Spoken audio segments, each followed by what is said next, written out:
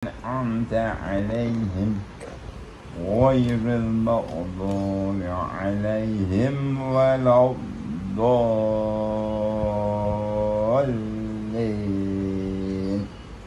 آمين. Angkat tangan. Amin. Salam. Salam. Aja salam nanti hari raya dapat duit.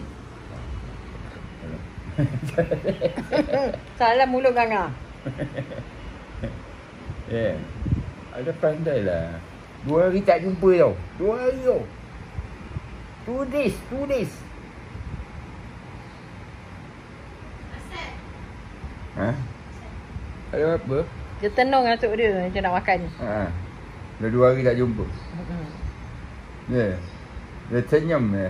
Dia ada senyum ah. Dia ada senyum ah. Senyum ah, dia senyum ah. Ya. Adam. Nenek panggil nenek. Nenek panggil. Nenek Adam. panggil.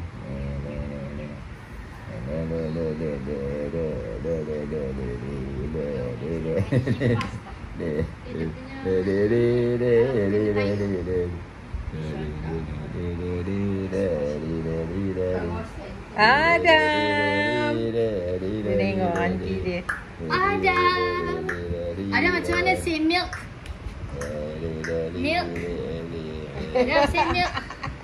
Milk like this, Adam. Milk. Adam belum pandai. Adam, Dia tahu boxing je. Besides milk, you want it, you say this. No reaction. Never mind. We keep on repeating. Adam.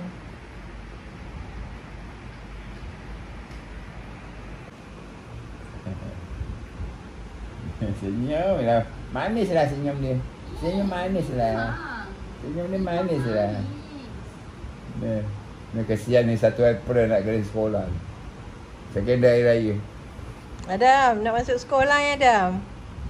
Adam. Adam. Mami dia pun dah kerja. Ha? Mami dia pun kerja Apple. Macam mana? Oh tak. Mami dia 1 minggu tak kerja. 1 minggu dia pergilah. Ada Ah. sekolah. Kan? Disambung tak tu? Tengok Adam punya layout sekolah lah macam mana tu. Kata ada 3 Adam kat sekolah dia. 3 Adam. Macam mana ni? Tu cikgu dia tanya nak panggil Adam. Ada gigi.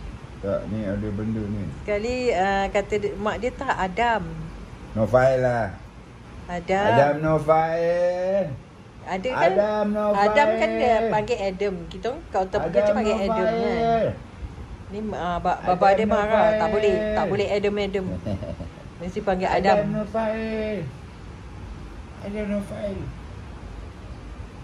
Nofail. Anak itu pun nama Adam tau. Anaknya Yasin.